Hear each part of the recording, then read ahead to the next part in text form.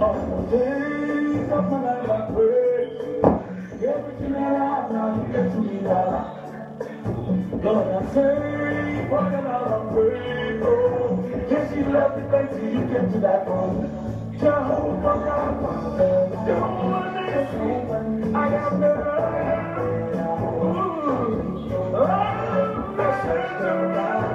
there's no one that's like you. But I love you, you're the man.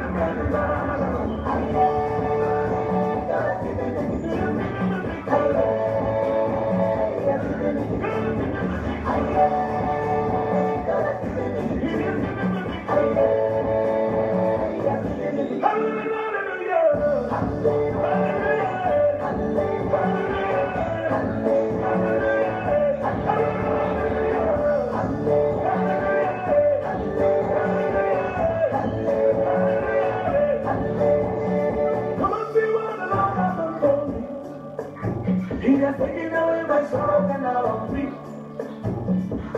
I am never hallelujah. I am a hallelujah. Because of Jesus, every day I shall have double, heavenly blessing, now he might receive. God, you have grace and mercy, all the follow me.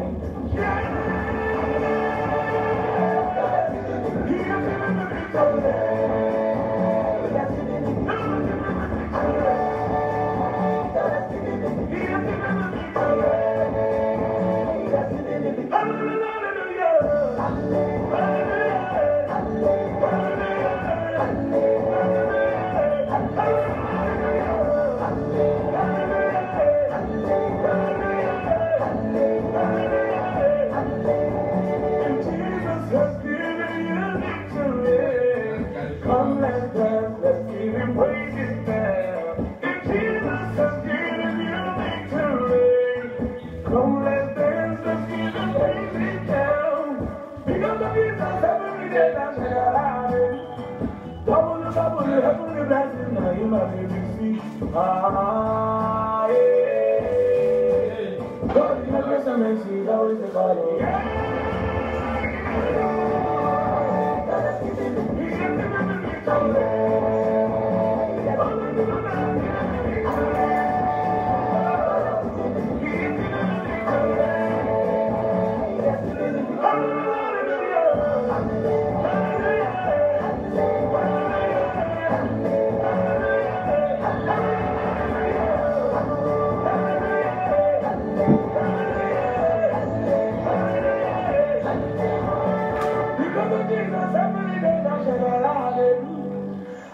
Double, heavenly blessing, now you might receive. God, you have grace and mercy, always the follow.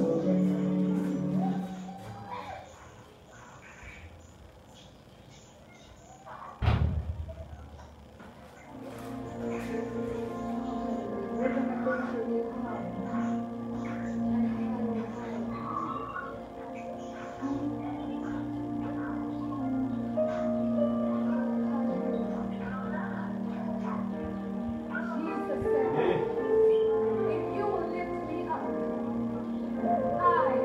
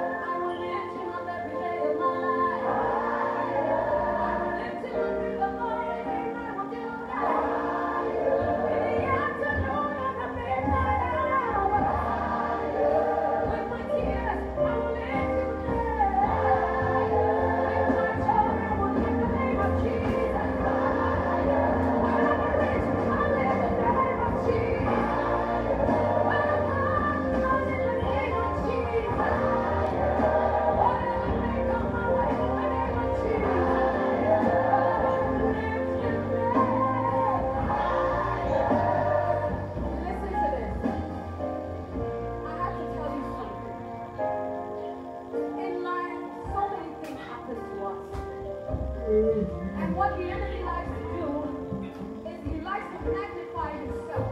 So he likes to magnify your brothers. He likes to magnify our problems and every situation that is bothering us. He likes to make it big so that he looks as if he is big.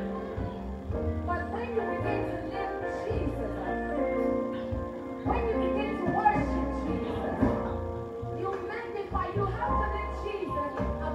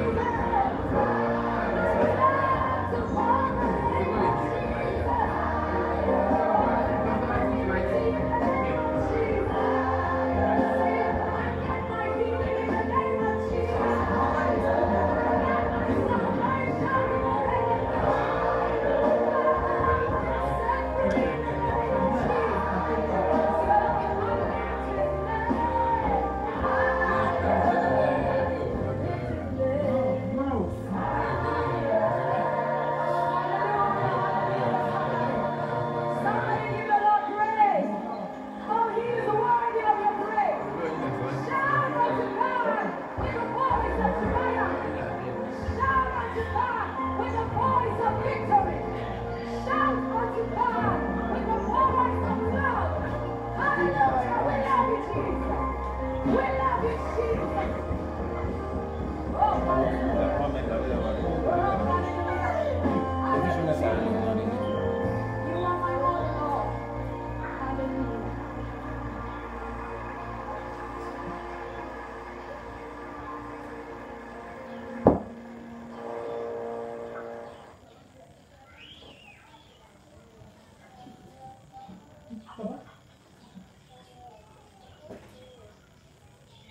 On va s'y sortir.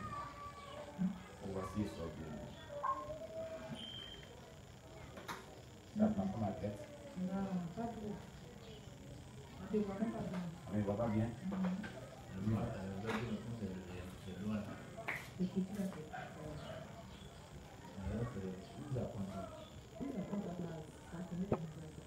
Non.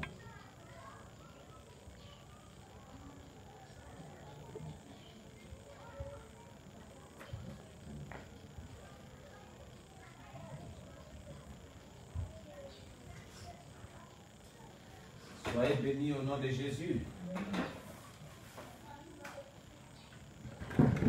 Gloire à Jésus. Je vous salue tous dans le nom du Seigneur Jésus-Christ. Soyez tous bénis au nom de Jésus. Et que la paix de Dieu soit sur vous. Voilà. Voici, nous nous retrouvons en ce jour de ce samedi 27 juin 2020. Que la paix du Seigneur soit sur tous nos bien-aimés frères et sœurs en Christ, qui nous suivent de loin comme de près. Nous sommes vraiment à l'antenne. Et aujourd'hui est un jour merveilleux parce que nous allons voir la suite de notre thème intitulé « Comment vivre sa Pentecôte ?» Et nous allons baisser la tête pour vraiment prier le Seigneur. Nous avons eu déjà des adorations merveilleuses, vraiment que nous avons écouté avec des chants qui nous ont émerveillés tout à l'heure. Alors nous allons vraiment dire merci à Dieu pour la grâce qu'il nous fait de nous rassembler autour de la parole du Seigneur et de ce que la grâce nous âmes, nos esprits, nos vies durant toute cette journée. Rendons-lui toute la gloire et disons merci à notre merveilleux Sauveur Jésus-Christ. Prions le Seigneur notre Dieu. L'Éternel, nous te rendons toute la gloire pour ta grâce et ta faveur que tu nous as fait de pouvoir nous retrouver en ces jours. Sois élevé notre Dieu, sois béni notre Dieu pour cette grâce que tu nous fais d'être dans ta présence en ces jours. Toute la louange et la gloire te soit rendue. Merci pour ta bonté manifestée à notre endroit. Merci pour ta protection divine que tu nous as accordée depuis hier jusqu'au jour d'aujourd'hui, jusqu'à cette heure. Merci pour Dieu, le fait que tu permets que nous sommes en vie et que notre Dieu, nous nous rassemblons autour de ta parole, notre Dieu. Sois élevé, sois béni, notre Dieu. Sois magnifié, sois exalté au nom de Jésus-Christ. Amen. Amen, ne quittez pas. Oui. Bon, oui, mon Dieu, je suis à l'antenne, mais je suis passé dans 1h30. Ok. D'accord.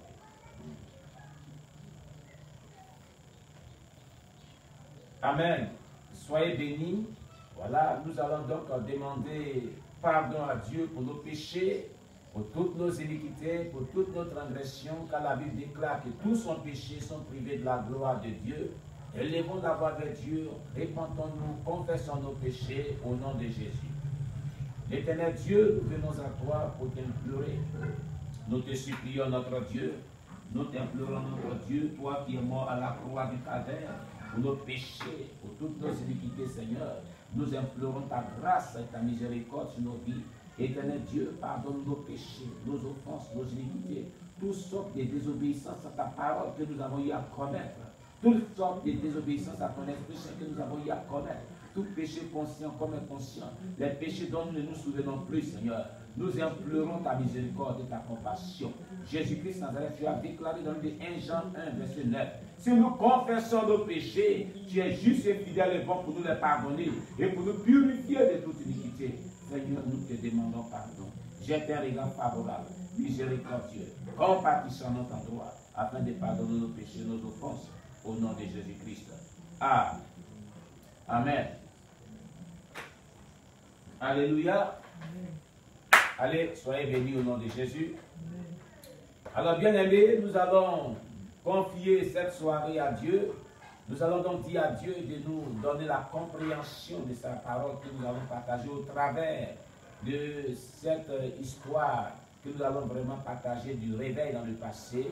C'est-à-dire que comment le réveil a pris forme dans la vie d'un ancien révivialiste qui a vécu sa Pentecôte. Et l'éternel Dieu, comment est-ce qu'il a vécu sa Pentecôte et comment il a communiqué le réveil spirituel, eh bien, à tous les contemporains de son temps.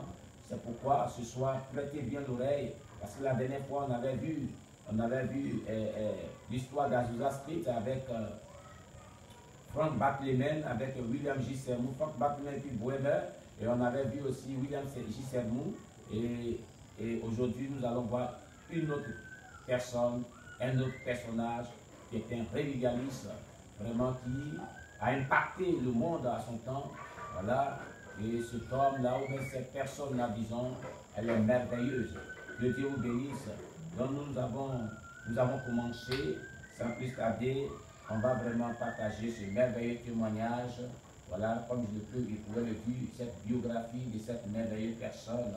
Voilà, et que j'ai nommé véritablement Charles Grandisson Finet. Je vous avais promis qu'on allait voir Charles Finet, l'histoire de Charles Finet aujourd'hui. Voilà, nous allons partager sa merveilleuse histoire. Hein. Qui est Charles Finet? Qu'est-ce qu'il a vécu à son temps? Et comment il a vécu véritablement son ministère? C'est une partie de l'un de ses livres que nous allons voir, puisque nous parlons de comment vivre la Pentecôte, comment vivre sa Pentecôte. Et Charles Grandisson Finet a parlé ici de la puissance d'en haut. La puissance d'en haut, il a développé l'onction de Dieu, qu'on appelle la puissance d'en haut, si vous voulez, ou le baptême dans le Saint-Esprit, ou bien la puissance du Saint-Esprit. Voilà, c'est de tout cela qu'il va nous relater. Et vraiment, nous sommes là pour parcourir toute une longue histoire. Ça va prendre vraiment des semaines et des semaines et des semaines. Vraiment, ne manquez pas ces rendez-vous. Que le Seigneur vous bénisse. Alors donc, le thème que nous allons partager au travers vraiment de notre série de messages de comment vivre sa Pentecôte est intitulé La puissance d'en haut, Charles Grandisson Finet. Alors, dans le chapitre 1, nous allons voir la puissance d'en haut. Ça, c'est le chapitre 1. Chapitre 2, nous allons voir de quoi s'agit-il. Chapitre 3, nous allons voir être revêtu de l'esprit. Chapitre 4, nous allons voir revêtu de la puissance d'en haut. Chapitre 5, nous allons voir est-ce qu'une parole dure. Chapitre 6, nous allons voir la prière victorieuse. Chapitre 7, nous allons voir comment gagner des âmes. Chapitre 8, nous allons voir prédicateur, sauve-toi toi-même. Chapitre 9, nous allons voir les divertissements innocents. Chapitre 10, nous allons voir comment vaincre le péché. Chapitre 11, nous allons voir la dégradation de la conscience. Chapitre 12, nous allons voir la foi véritable. Et chapitre 13, nous allons voir la justice véritable. Alors nous allons parcourir son livre, La puissance d'en haut, avec ses 13 chapitres. Donc c'est une histoire qui ne va pas finir maintenant. Et nous allons la découper en série. Amen. Voilà. Donc, la puissance d'en haut. Chapitre 1. Et je débute maintenant l'introduction, ce que Charles Grandisson Finet nous a dit, au travers de ce merveilleux thème qu'il a dit, il a vraiment développé. Voilà. Amen. Voilà. Donc, le premier chapitre, c'est la puissance d'en haut. Amen. Et le titre du livre même, c'est la puissance d'en haut. Alléluia. J'ai eu l'occasion de faire une intervention devant certains membres de notre dernier conseil à Oberlin. Je me suis tout d'abord exprimé le samedi matin, lui le jour du Seigneur. Permettez-moi, en m'exprimant dans vos colonnes, de corriger certains malentendus produits par mes remarques. J'avais attiré l'attention sur la mission de l'Église, qui est de faire de toutes les nations des disciples, comme il est écrit dans Matthieu et dans Luc. J'avais aussi souligné que cette mission avait été confiée par Christ à l'Église tout entière et que chaque membre de l'Église se trouvait dans l'obligation de consacrer sa vie à convertir le monde. J'avais ensuite posé 2 questions. Amen. Alors, Charles Grandisson Finet s'exprimait. Il a eu à intervenir devant les membres du conseil de Oberlin. Il a dit qu'il voulait vraiment corriger certains malentendus produits par ses remarques. Donc il avait fait des remarques. Il y avait eu maintenant vraiment, par rapport à ces remarques, des malentendus entre eux. Amen. Il a attiré l'attention de tous ceux qui l'écoutaient sur la mission de l'Église. Bien-aimés, quelle est la mission de l'Église selon la Bible? D'abord, définition, qu'est-ce que c'est que l'Église? Quand on parle de l'Église, l'Église, c'est quoi?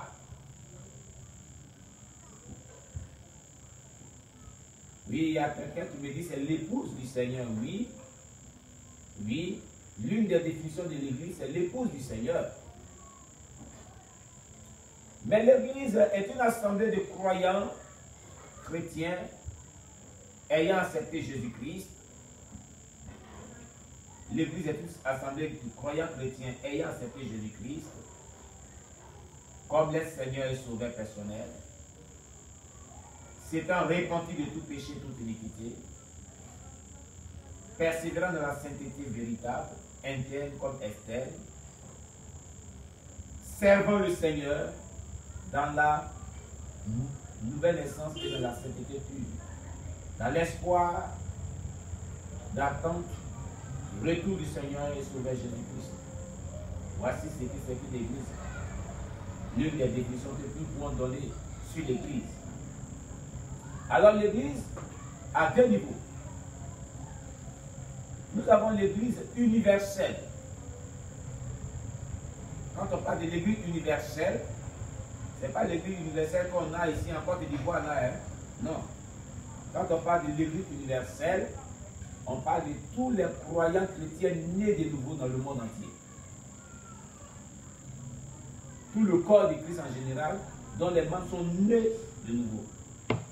Voilà ce que c'est que l'Église universelle. Maintenant, l'Église comme des assemblées de communautés chrétiennes. Donc, on peut voir aujourd'hui Assemblée de Dieu, Évry Mission Baptiste, et MJC qui est Église missionnaire de Jésus, c'est notre communauté chrétienne, USO, Méthodiste, bon, Anti-Ébé. Amen. Ça, on les appelle des communautés chrétiennes, des assemblées de communautés chrétiennes. Mais l'Église en général, il y a une seule Église qu'on appelle le corps de Christ, et bien que l'Église universelle, dont les membres sont nés de nouveau. Ils persévèrent dans la foi chrétienne, dans l'attente du retour du Seigneur Jésus-Christ. Amen. Que Dieu nous bénisse. Alléluia. Alors Charles Finet a dit qu'il avait attiré l'attention sur la mission de l'Église. Donc il avait attiré l'attention sur les membres du conseil de Oberlin, sur la mission de l'Église.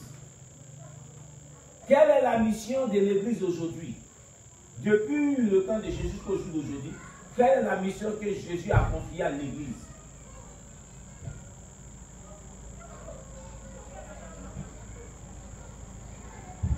Pardon, c'est qui tu parles? Sœur Mangaza, depuis le Québec au Canada, nous dit que quoi? La mission de l'Église, c'est quoi?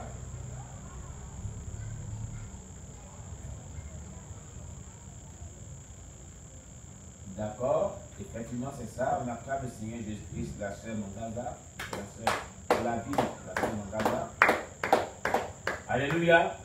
Alors la sœur Mangaza dit que la mission principale de l'Église, c'est d'aller partout le monde et de faire de toutes les nations des disciples, en les baptisant au nom du Père, du Fils et du Saint-Esprit, et en les enseignant ce que Christ a prescrit. Alors c'est la grande commission qu'on retrouve dans le livre de Matthieu chapitre 28, versets 18 à 20. J'aime bien ce passage et je l'ai dans le cœur et je vais le proclamer. Alors Matthieu chapitre 28, versets 18 à 20 nous déclare: Jésus s'étant approché d'eux, les parla ainsi. Tout pouvoir m'a été donné dans le ciel et sur la terre. Allez donc, faire des disciples des nations, les baptisant au nom du Père, du Fils et du Saint-Esprit, et enseignez-leur ce que je vous ai prescrit. Voici, je suis avec vous jusqu'à la fin du monde. Alléluia. Vous voyez? Voici donc la mission de l'Église. Amen. Voici donc la mission de l'Église.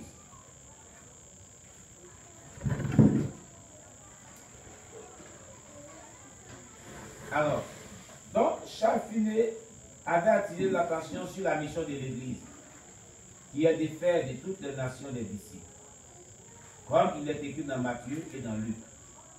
Il dit, j'avais aussi souligné que cette mission avait été confiée par Christ à l'Église tout entière. Qu'est-ce qu'il veut dire? Quand il dit que cette mission a été confiée à l'Église tout entière, ça veut dire quoi? Que veut dire Charles Finet? Quand il dit qu'il a attiré l'attention de tout le corps de Christ, oui? Oui?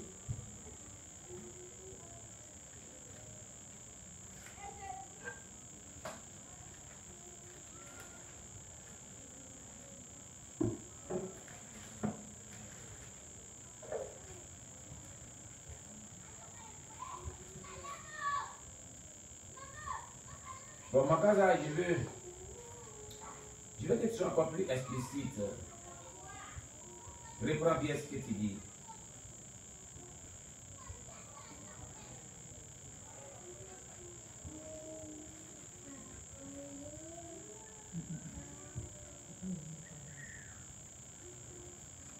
Bon, d'accord, attends.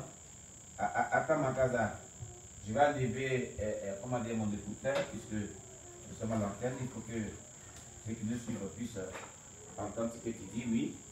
Voilà, qu'est-ce que Charles Finet veut dire par là en disant que cette mission était confiée à Jésus, à toute l'Église entière. Réponds. Ce qu'il voulait dire, c'est que, par exemple, il y a des églises qui disent que les femmes ne peuvent pas prêcher, les femmes ne peuvent pas évangéliser ou ne peuvent pas amener les âmes au Seigneur. Mais il voulait dire que toute personne peut apporter les âmes au Seigneur. Il n'y a pas de différence, que ça doit être des hommes ou des femmes. Donc c'est toute personne qui est née de nouveau. Amen. C'est bien dit. Alléluia. Voilà, quand il dit cette mission de faire des disciples toutes les nations a été confiée à toute l'Église entière. Makaza, ce que tu viens de dire est tellement clair. Ça veut dire que ce soit les hommes et les femmes, la mission de pouvoir faire les disciples toutes les nations a été confiée à Jésus-Christ, à toute l'Église entièrement. Quand on dit l'Église entièrement, est-ce que les femmes ne font pas partie de l'Église? Les femmes font partie de l'Église. Maintenant, certaines personnes qui disent comme ça que Paul a dit qu'il ne permet pas la femme d'enseigner, ni de prêcher, ni de prendre l'autorité sur l'homme. Est-ce que cette mission-là leur est confiée aussi, les femmes? J'ai dit oui. Parce qu'on ne peut pas faire des disciples. On ne peut pas faire d'une personne disciple sans l'enseignement, sans la prédication. Ce n'est pas possible. C'est pas possible. Faire des disciples suppose que tu vas évangéliser, donc tu prêches la parole à quelqu'un. Là, c'est Jésus-Christ. Alors là, ces personnes-là disent que oui, la femme peut évangéliser, mais elle ne peut pas enseigner l'homme. C'est comme si elle prenait l'autorité sur l'homme. C'est faux. C'est faux. Parce que cette grande commission qui est de faire des disciples de nations, c'est pour l'Église tout entière. Toute sa composition qui est premièrement évangéliser, faire des disciples, ça veut dire enseigner. Baptiser au nom du Père, du Fils, du Saint-Esprit. Et après, la vie, et après, enseigner-les ce que je vous ai prescrit. Donc, c'est toutes les étapes. Cette mission-là est composée de toutes les petites étapes. Et toutes ces petites étapes-là, les femmes ont droit à cela. Parce qu'il s'adressait à toute l'Église entièrement. Comme le dit Charles Grandison Finet. Amen. Amen. Voilà. Je voulais vraiment éclairer les gens là-dessus. Que le nom de Dieu soit béni. Et chaque membre de l'Église se trouvait dans l'obligation de consacrer sa vie à convertir le monde. Chaque membre de l'Église est obligé de consacrer sa vie à convertir le monde. Et regardez ce que dit Charles Finet. Chaque membre de l'Église, c'est-à-dire homme, femme, jeune homme, jeune fille, doit être dans l'obligation de consacrer sa vie à la conversion des âmes. Comment on peut arriver à consacrer sa vie à la conversion des âmes? Ou que veut dire consacrer sa vie à la conversion des âmes? Qu'est-ce que cela signifie?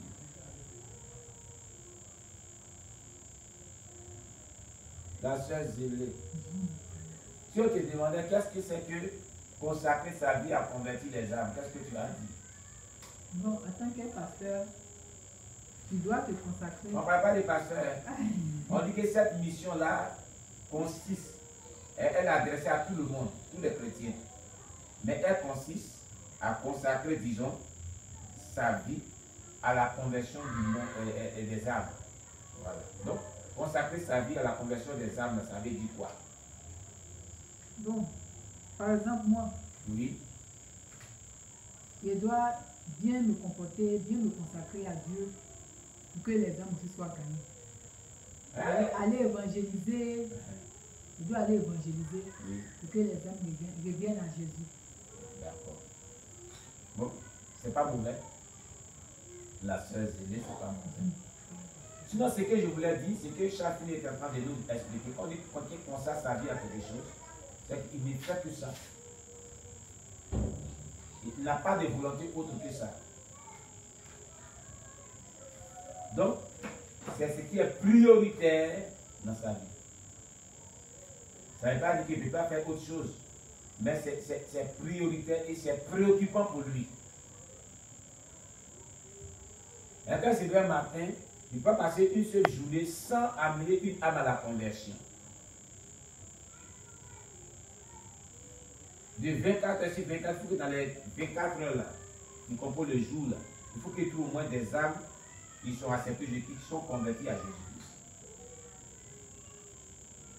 Donc nous devons, voilà ce que nous dit, nous devons consacrer notre vie à la conversion des âmes et à faire d'eux des disciples. La question que je pose, est-ce que c'est ce que tu fais? Est-ce que tu le fais? Hein? On est devant Dieu, hein, ce soir. Qui consacre sa vie à la conversion des âmes chaque jour? Eh bien, je vois ma caméra.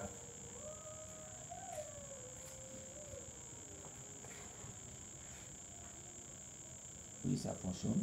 C'est l'éclairage qui s'éteint. Ok.